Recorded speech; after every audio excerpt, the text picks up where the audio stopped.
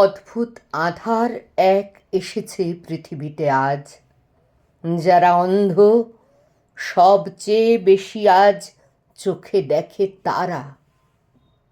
এমন সৃজন যার কলমে সেই কবির ১২৭তম জন্মদিনে চিন্তনের শ্রদ্ধাঞ্জলি। কবি জীবনানন্দ এক অনন্য ঘরানার কবি। তার কবিতায় বিষয়ের প্রকাশভঙ্গি তাকেই স্বতন্ত্রতা দান করেছে। সে কেন জলের মতো ঘুরে ঘুরে কথা কয়? বাংলার মাঠ ঘাট প্রকৃতির নিবিড় প্রেমে আচ্ছন্ন কবির এক অন্য সুরের কবিতা ১৯৪৬-৪৭। যুদ্ধে যেমন অস্ত্র ব্যবহারের ক্ষেত্রে প্রত্যেকের নিজস্বতা থাকে, সাহিত্যের প্রকাশভঙ্গির ক্ষেত্রেও তেমন। কবিতার নিজস্ব ভঙ্গিতে ধনতান্ত্রিক ব্যবস্থার ইঁদুর দৌড়ের কথা তুলে ধরেছেন। দিনের আলোয় ওই চারিদিকে মানুষের অস্পষ্ট ব্যস্ততা, পথে ঘাটে ট্রাক ট্রাম লাইনে ফুটপাতে, কোথাও পরের বাড়ি এক্ষুনি নিলাম হবে মনে হয় জলের মতো দামে। সকলকে ফাঁকি দিয়ে স্বর্গে পৌঁছবে সকলের আগে, সকলেই তাই। অথবা বহুকে বঞ্চিত করে কয়েকজনের হাতে জমা হওয়া বৃত্তের কথা, যা নিলেমের নয় সেসব জিনিস বহুকে বঞ্চিত করে দুজন কি একজন কিনে নিতে পারে। পৃথিবীতে সুদ খাটে, সকলের জন্য নয়। অনির্বচনীয় হুন্ডি একজন দুজনের হাতে। সমাজতত্ত্ববিদেরা বলে থাকেন খাদ্য, বস্ত্র, বাসস্থান, শিক্ষা ও স্বাস্থ্য হচ্ছে জীবনের ভিত্তিভূমি। তার উপর নির্ভর করে উপরিসৌধ, প্রেম, প্রীতি, যাবতীয় সব কিছুর গড়ে ওঠা। তাই কবি বলেন, পৃথিবীর এই উঁচু লোকেদের দাবি এসে সবই নেয়, নারীকেও নিয়ে যায়। সৃষ্টির মনের কথা মনে হয় দেশ। প্রথম জন নিহত প্রাণীর রক্তে লাল হয়ে আছে বলে বাঘ হরিণের পিছু আজও ধায়। মানুষ মেরেছি আমি, তার রক্তে আমার শরীর ভরে গেছে। পৃথিবীর পথে এই নিহত ভ্রাতার ভাই আমি। কবি প্রকৃতির ভারসাম্য নষ্ট করেছে দেশ এমনও মনে করেছেন।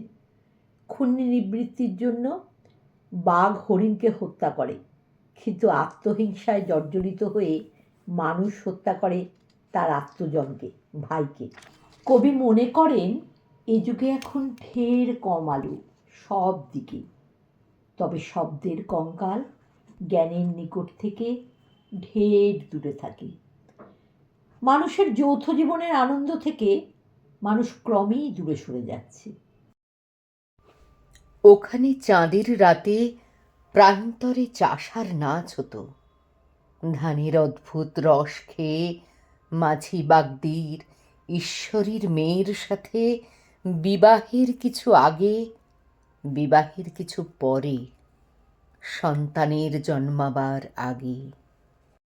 আসলে সামন্ততান্ত্রিক সমাজের বহু খারাপ দিক যেমন ছিল এ কথা সত্য, তবু যূথবদ্ধ জীবনে পারস্পরিক প্রীতি ছিল। ১৯৪৬ সালে ব্রিটিশ সাম্রাজ্যবাদ পাত্তারি গোটাচ্ছে এদেশ ছেড়ে যাবার। প্রায় ২০০ বছরের প্রবাদ ব্রিটিশ সাম্রাজ্যবাদের সূর্য অস্তমিত হয় না, থাকে মুছে দিয়ে মহারানীর শাসনভারের শেষ অধ্যায় লেখা হচ্ছে। ১৬ই আগস্ট ১৯৪৬-এ কলকাতায় হিন্দু মুসলমানের দাঙ্গা লাগে, ইতিহাসে যা গ্রেট ক্যালকাটা কিলিংস নামে কুখ্যাত। সরকারি হিসেবে ৩০-৪০ হাজার মানুষ নিহত হয়, ১,০০,০০০ মানুষ গৃহহারা হন। কবিতাটি মূলত সেই দাঙ্গাকে স্মরণ করি। ডাকি রক্তের নদীর থেকে কল্লোলিত হয়ে বলে যাবে কাছে এসে, ইয়াসিন আমি, হানিফ, মোহাম্মদ, মকবুল, করিম, আজিজ। আর তুমি আমার বুকের পরে হাত রেখে মৃত মুখ থেকে চোখ তুলে শুধাবে সে, রক্ত নদী উদ্বেলিত হয়ে বলে যাবে, গগন বিপিন শশী পাথুরে ঘাটার মানিকতলার শ্যামবাজারের গ্যালিফ স্ট্রিটের এন্টালির। যদিও কবির ক্লান্ত হতাশা, এ যুগে কোথাও কোনো আলো, কোনো কান্তিময় আলো চোখের সুমুখে নেই যাত্রীকে, তবু কবির বিশ্বাস, আস্থার সুর কবিতার শেষ অংশের পংক্তিগুলিতে।